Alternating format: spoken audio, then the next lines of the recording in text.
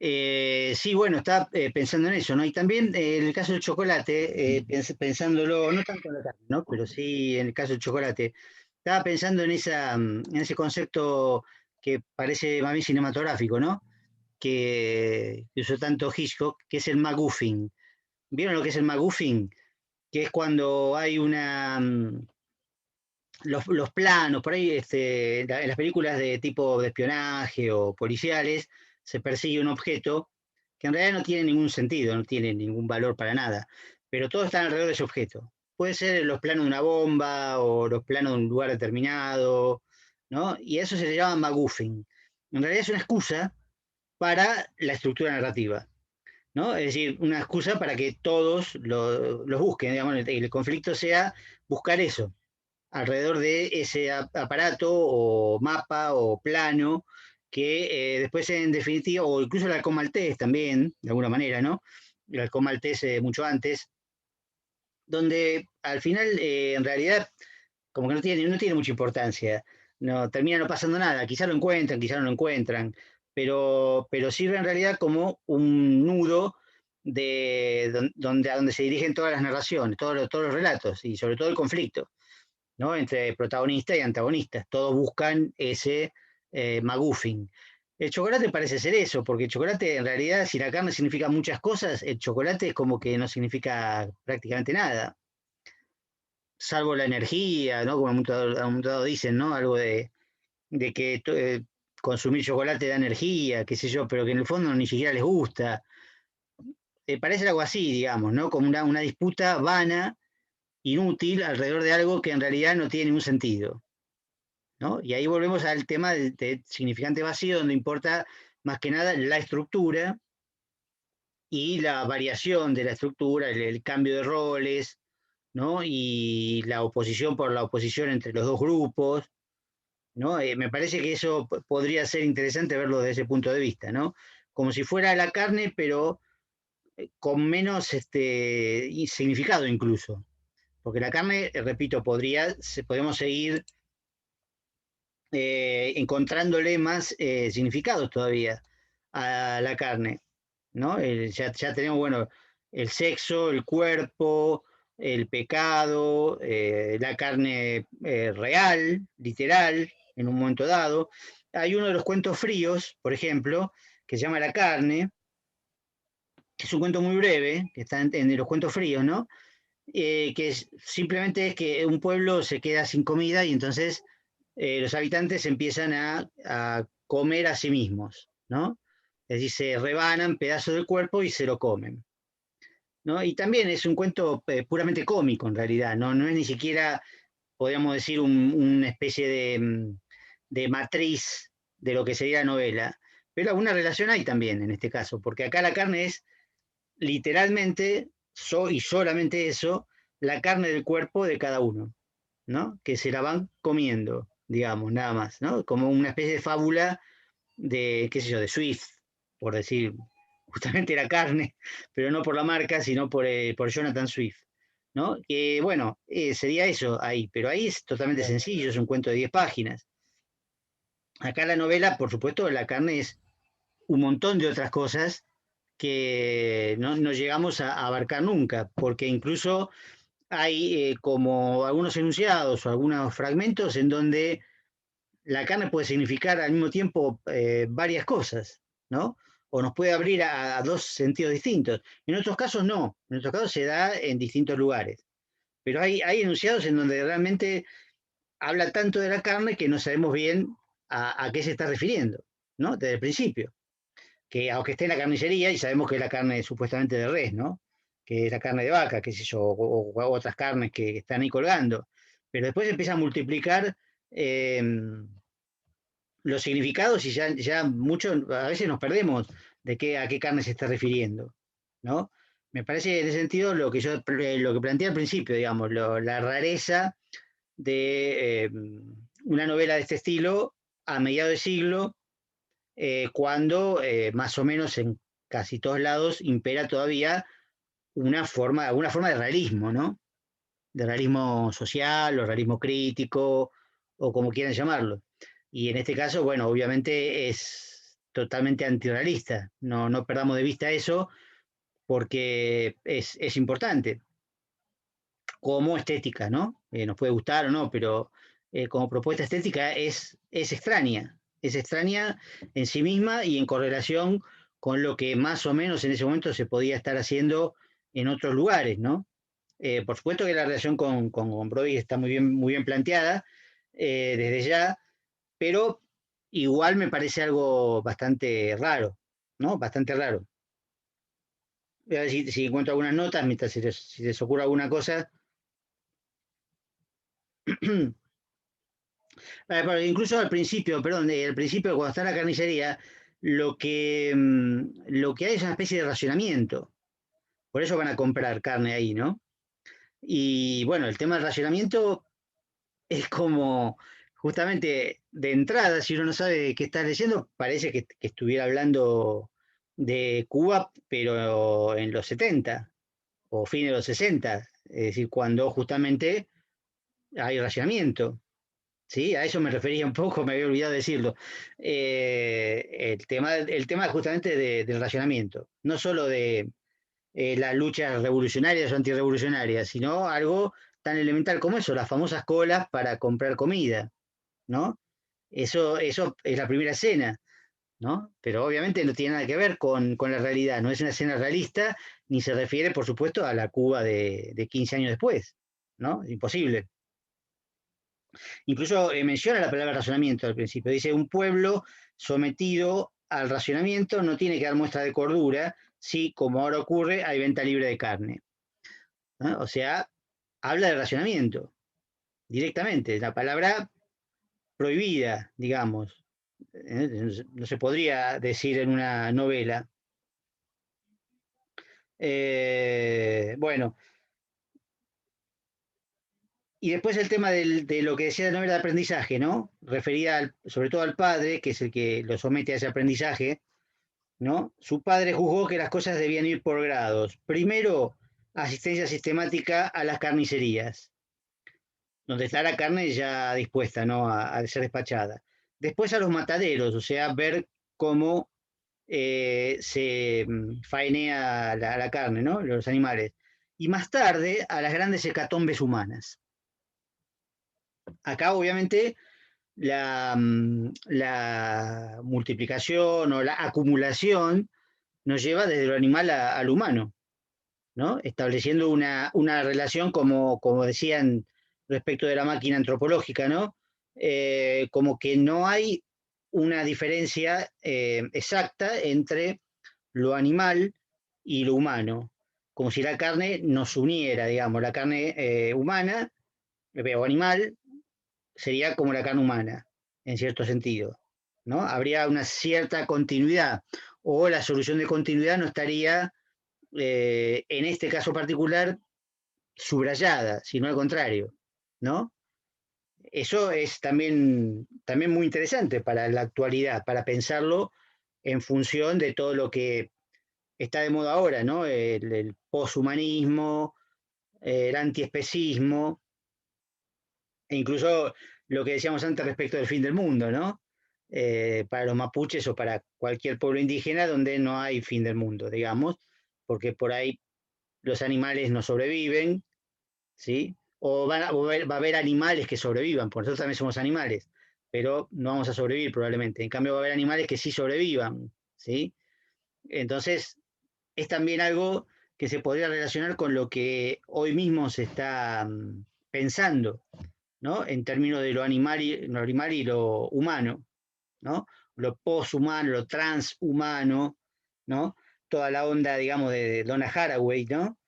Que también está muy de moda ahora, que tiene que ver con eso también, ¿no? ¿Qué pasa con lo humano y lo animal, la convivencia entre lo humano y lo animal, sin distinción de derechos, sin distinción incluso ontológica, ¿no? Esto está ahí como para ser pensado también en esta novela, pese a ser de hace 70 años, ¿no? Es como para pensar.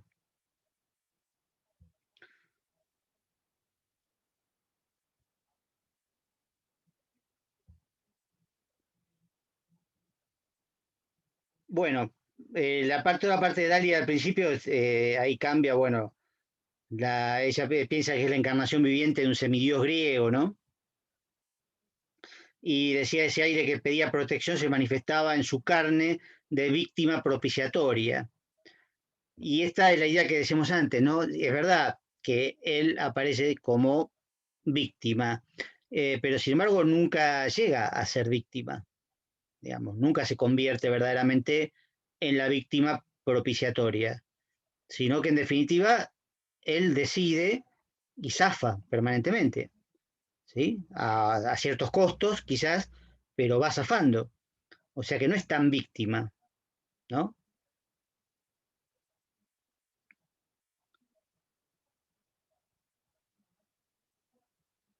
Bueno, ya a punto de cumplir 20 años, René solo conocía su propia carne. Ahí obviamente se refiere al cuerpo, ahí se trata del cuerpo, obviamente, porque seguramente conocía otro tipo de carne, pero es una forma también de marcar la sexualidad, digamos, o su aparente virginidad, en ese sentido, ¿no?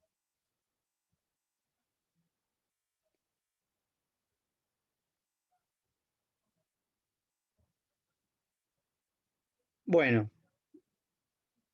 sí habíamos visto eso, creo que se vio en clase, el tema de la oficina del padre, que en realidad la oficina, que está con comillas, remite a una especie de lugar de tortura. Eso sí, se vio en clase.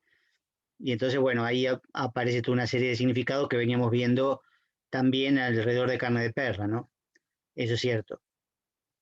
La relación con la tortura. eh, y con los cuerpos torturados y todo el significado de los objetos, etcétera, ¿no? Y las técnicas de tortura, bueno, todo ese tema está un poco relacionado, eso creo que sí. Pero bueno,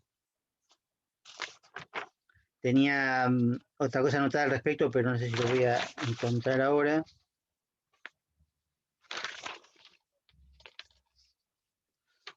No, creo que no.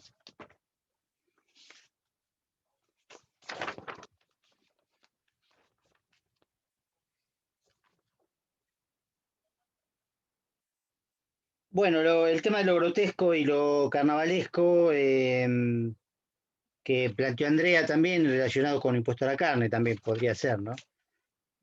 Porque de alguna manera hay ahí en las transformaciones corporales, hay una relación con lo grotesco, lo monstruoso, ¿no?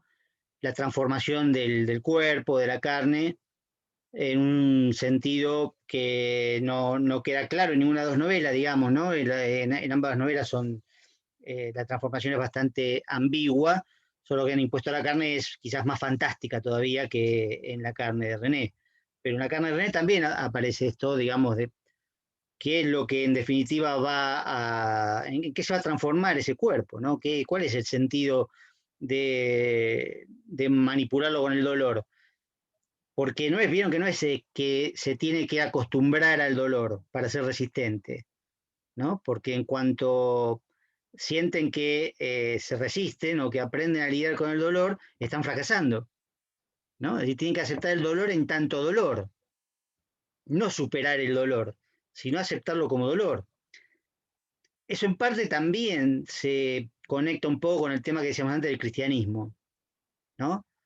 Porque algo de eso hay también. Creo que lo habíamos mencionado, ¿se acuerdan una vez en relación con Salón de Belleza, ¿no? Y con la Madre Teresa de Calcuta, ¿no? Cuando decíamos, bueno, pero no, en realidad no se lo están ayudando, no nos está ayudando, no hay verdaderos cuidados, a lo sumo un poco de comida y nada más. Bueno, hay algo ahí también de la cuestión del dolor, de aceptar el dolor como tal y no superarlo, no hacerse duro en el sentido de, bueno, yo me vuelvo un combatiente que no siente el dolor o que siente menos el dolor que otros, es decir, como una máquina o como un cyborg, ¿no? Como diría Donna Haraway, un cyborg que, digamos, tengo partes que sienten y partes que no sienten. No, en el fondo es aceptar el dolor y es aceptar el dolor quizás quizás, digo yo, incluiría algo de disfrute del dolor, ¿no? Con lo cual volvemos a San Sebastián, etcétera, ¿no? No sé qué piensan al respecto.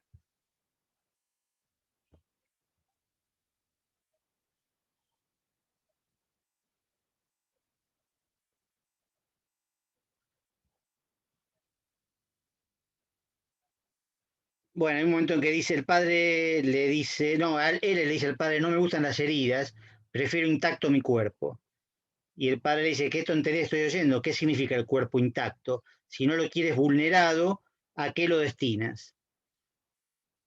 Así que de alguna manera, esto de la víctima sería, en todo caso, estar destinado a que su cuerpo sea vulnerado y de alguna manera no destruido, sino lacerado, pero sin destrucción, ¿no? Que es la idea del infierno, ¿no? La idea del infierno es el dolor, dolor infinito, pero sin destrucción, porque si se destruye, deja de sufrir, ¿no? Eso se parece a la tortura, pero es más todavía que la tortura, porque implica ser justamente vulnerado, lacerado, herido permanentemente, pero sin que el cuerpo sea destruido, para que pueda seguir sufriendo, ¿no? Y eso tiene que ver con una idea de infierno. También, por supuesto, en todo esto está de alguna manera metida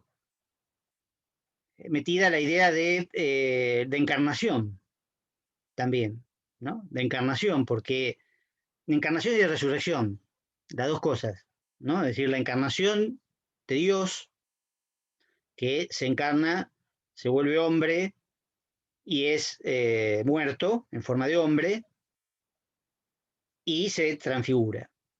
Pero a su vez, se supone dentro del cristianismo que en algún momento ocurrirá la resurrección de la carne, ¿no?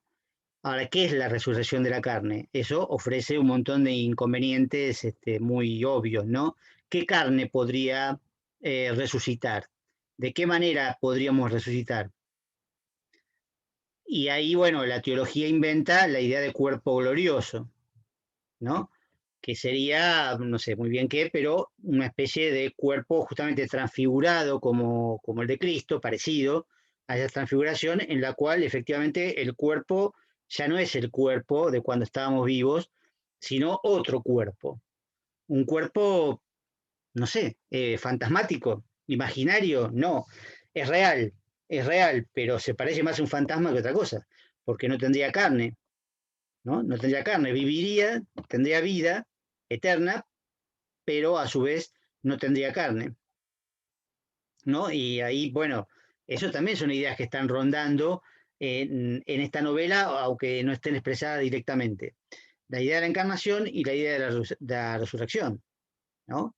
Y la idea de... De hecho, la idea, no, la idea de la reencarnación aparece cuando René, después de la muerte de los padres, se encuentra con Dalia y con Poblaski en una plaza.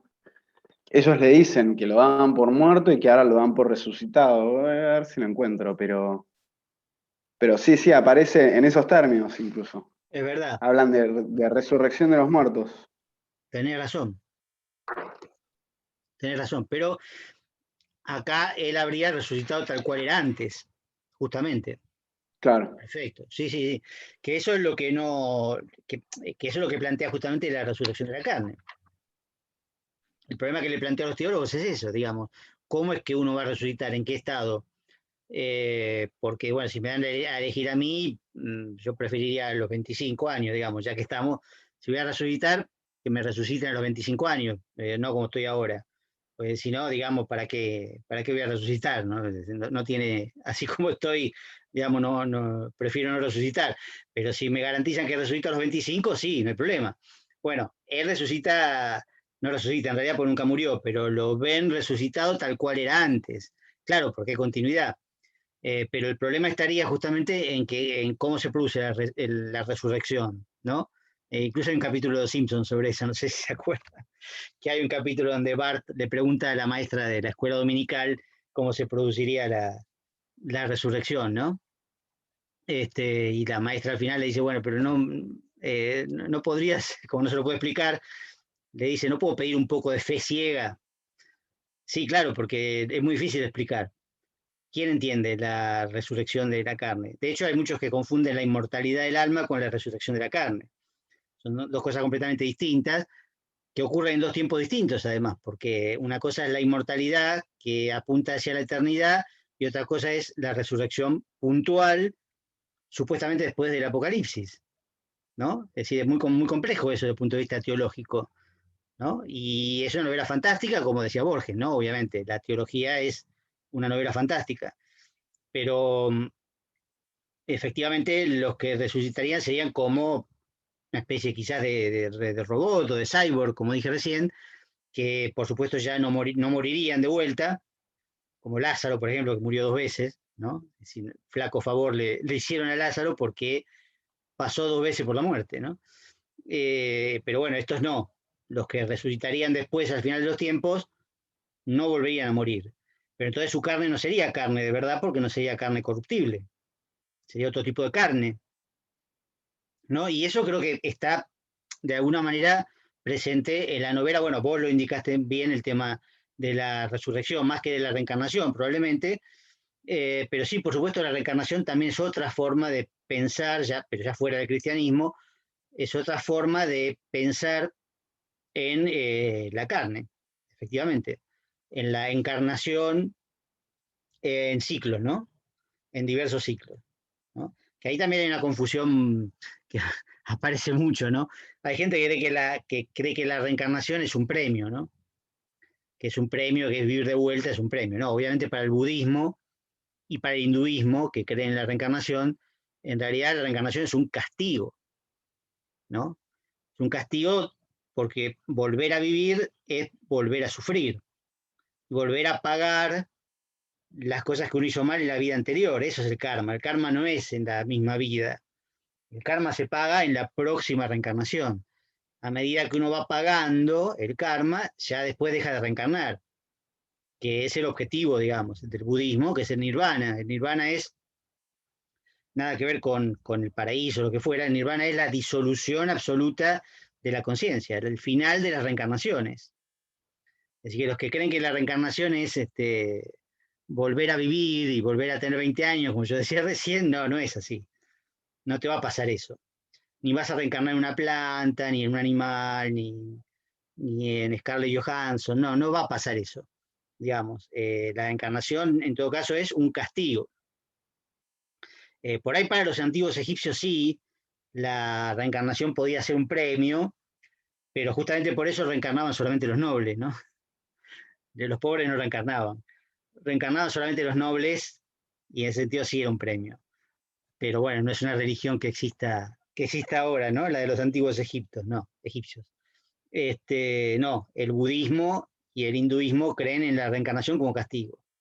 Pero eso también está presente de alguna manera en la novela. Todo lo que tenga que ver con la carne se puede encontrar alguna referencia o alguna vuelta interpretativa, ¿no?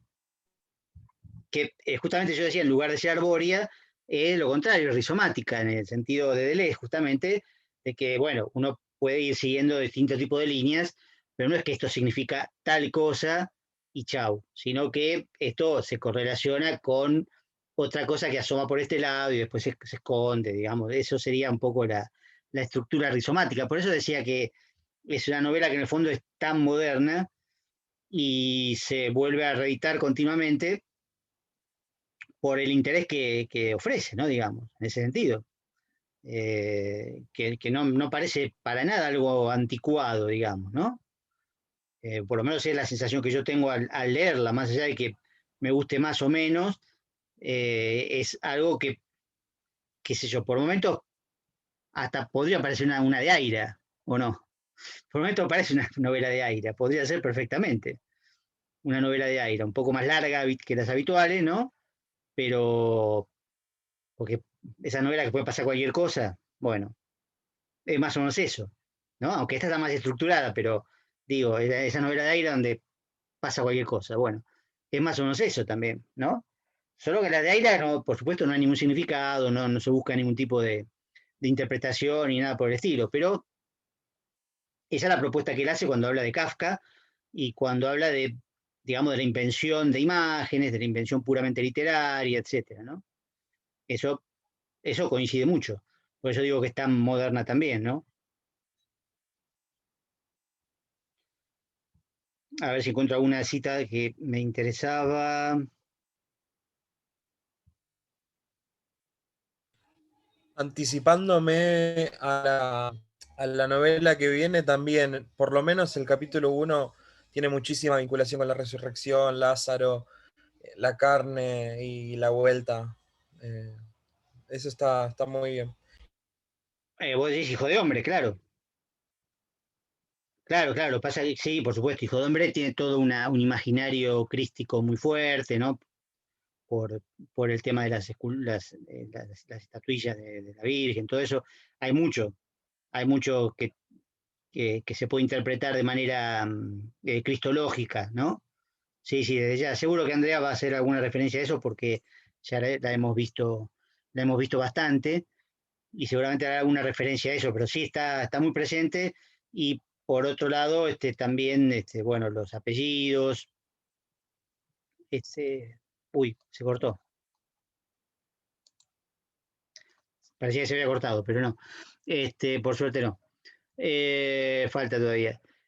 Sí, también Hijo de Hombre vamos a encontrar también un imaginario por un lado cristológico, por otro lado histórico.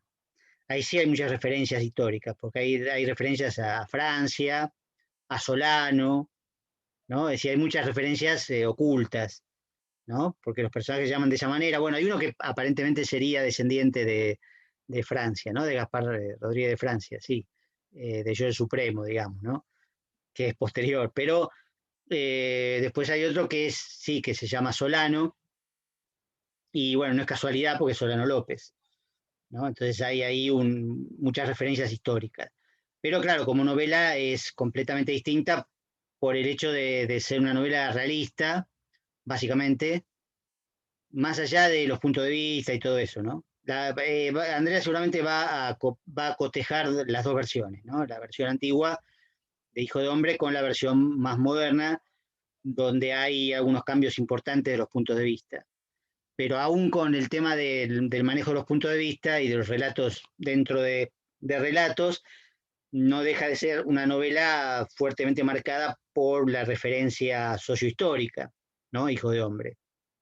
En ese sentido hay una diferencia fuerte con la carne de René, justamente que parece eludir completamente toda referencialidad, ¿no?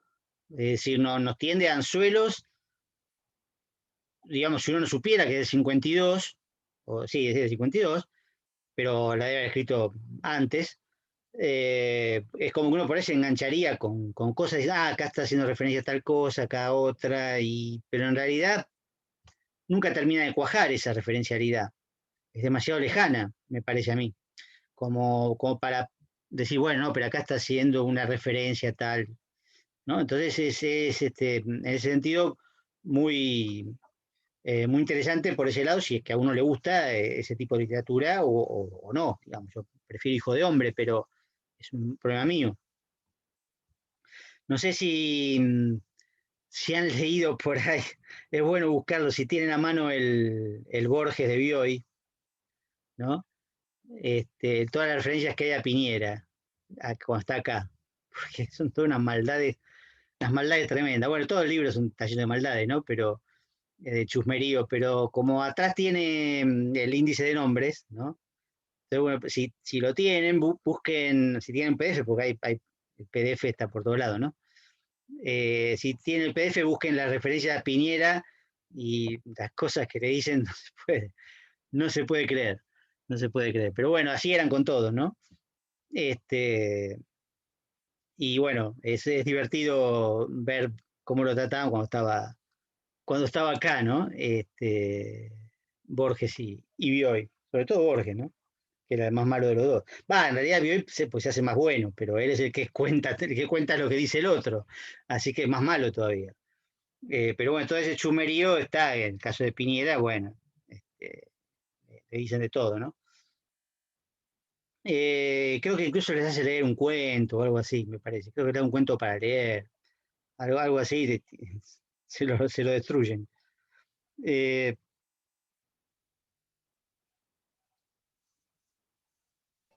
Pablo, una cosa sí, más mientras buscas sí, la cita. prefiero que No hablen tiene ustedes, que ver no. con la novela, tiene que ver con el parcial. El tema de hoy de la poesía, ¿va a entrar o van a entrar las tres novelas? Yo creo que el tema va a entrar.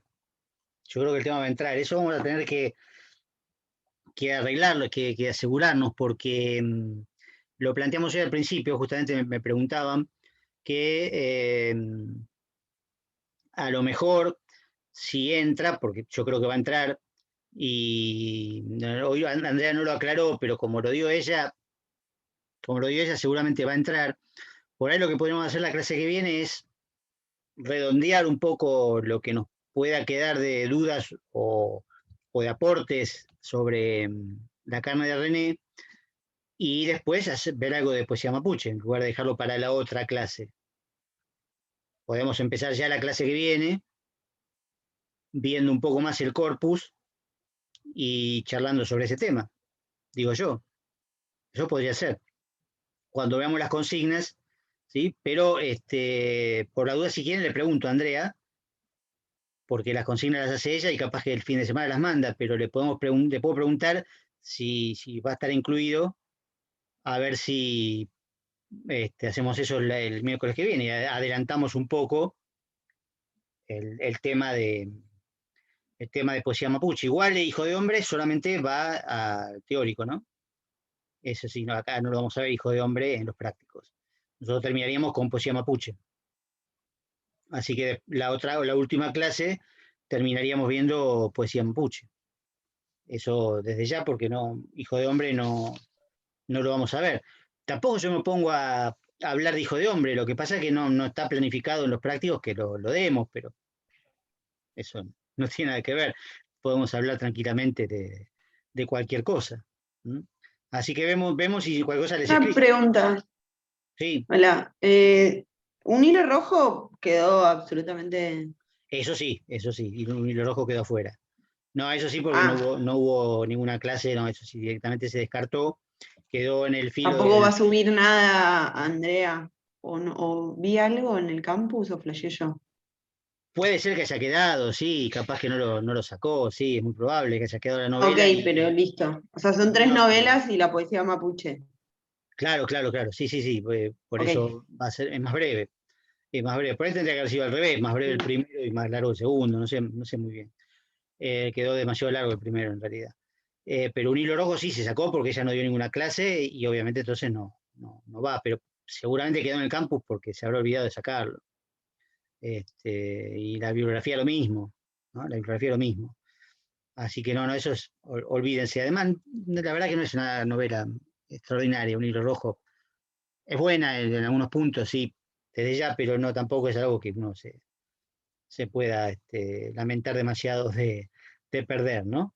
Eh, la dimos este otro cuatrimestre también, este cuatrimestre teníamos preparado otras novelas que al final no dimos, y bueno, había una muy buena que se llama Fe en disfraz de Mayra Santofebre, puertorriqueña creo, que era una novela extraordinaria, pero bueno, esa la dejamos, en último momento la dejamos, hubiera sido interesante. Quizá mucho más que Pasión de Historia, esa, que bueno, mucho no me gustó la verdad. Pero bueno, un hilo rojo no, eso, olvidado, sacado del programa por ahora, por este año digo, y supongo que para siempre. Eh, Fíjese acá cuando hablo de la época, en esto estaba buscando un poco esto porque como hablamos de la referencia, no por otra vía que por la carnal el ser humano se realizaba. En cambio, negando su carne y la carne, ¿no? Era un solitario, un místico, un anacoreta, un cenobita, en una época eminentemente carnal. Acá se podría tomar como una referencia a la época directa, ¿no? Una época eminentemente carnal, como si fuera una crítica a la época. uno puede tomarlo como eso, como tal cosa, como si fuera una crítica, como habíamos visto antes, respecto de la condición humana, etcétera. Pero la verdad es- habría que ver también quién lo dice, en qué contexto, ¿no? Yo estoy sacando fragmentos, pero siempre hay que ver el contexto. Es como una crítica en realidad a René, ¿no? Y por ahí no tanto a la época, en el sentido de que lo que le están diciendo a René ahí es, bueno, que si no se adapta a la época va a ser un solitario, un ermitaño, etcétera. Si renuncia a la carne, va a ser un marginado en una época carnal. Ahora, ¿qué significa eso exactamente? Bueno, parece más que nada una forma de convencerlo de que deje de ser solitario y de amenazarlo con la soledad si no se adapta a lo que le están pidiendo. Pero no sé si es una crítica a la época, porque ¿quién le haría la crítica a la época si lo están justamente obligando a ser carnal y no están aceptando que él no lo sea, si supuestamente él no lo desea efectivamente, ¿no? Aparte, fíjense que es raro hablar de la vía carnal para realizarse y negar su carne y la carne, ¿no? Como si fueran dos cosas distintas, es decir, su carne en particular y la carne en general, ¿no? Raro, digamos, la forma de expresarlo, pero también muy interesante.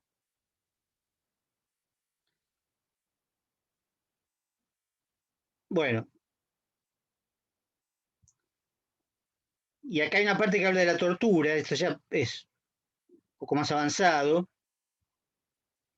cuando manifiestan la duda de si el torturado teme más al dolor físico o al hecho moral de la castración, ¿no? Donde, bueno, aparece otra vez el elemento sexual que obviamente está presente permanentemente. Si hablamos de carne como sexo, evidentemente está siempre presente la posibilidad de la castración, porque de eso se está hablando, ¿no? En el fondo, Dalia lo enfrenta a eso, a René, ¿no? No deja de ser una figura maternal, Dalia, ¿no? Aunque quiera supuestamente su carne sexualmente, de todas maneras no deja de ser una figura maternal y por lo tanto relacionada con la castración, ¿no? Directamente. Es decir, si uno lee isotópicamente todas esas referencias al sexo, encuentra lo que decíamos al principio, un poco al principio de la clase, ¿no? Digamos, la, la relación con la sexualidad y particularmente bajo la forma homoerótica, básicamente, ¿no? Bueno, con esto creo que ya podríamos redondear. En todo caso, si nos queda yo para que no se corte otra vez y nos podamos despedir, pero después habría que ver el tema del álbum, quizás también, ¿no? El álbum con las figuras, porque es importante porque es una figuración también de la escritura, ¿no?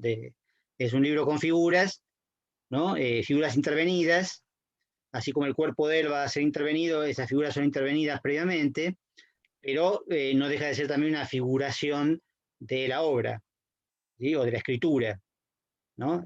Que la escritura obviamente es inscripción, huella, cita, todo lo que hemos visto tantas veces, que se reproduce después en el cuerpo también, el cuerpo como cuerpo escrito, ¿no? Esto lo venimos viendo desde el principio, ¿no? Pero bueno, hay una relación entre el dolor, la escritura, el aprendizaje, ¿no? Que están ahí imbricadas a través sobre todo del libro, o empieza a través del libro, ¿no? Porque es lo que ella le muestra. Bueno, Está también la cuestión de los dobles, que quedará para la próxima. está bueno, sí, está bueno. Podemos anotar eso, el libro y los dobles como para redondear. Sí, porque de los dobles habló bastante, Andrea, pero de todas maneras podríamos retomarlo porque es muy interesante el tema del doble. ¿Sí? Eso desde ya.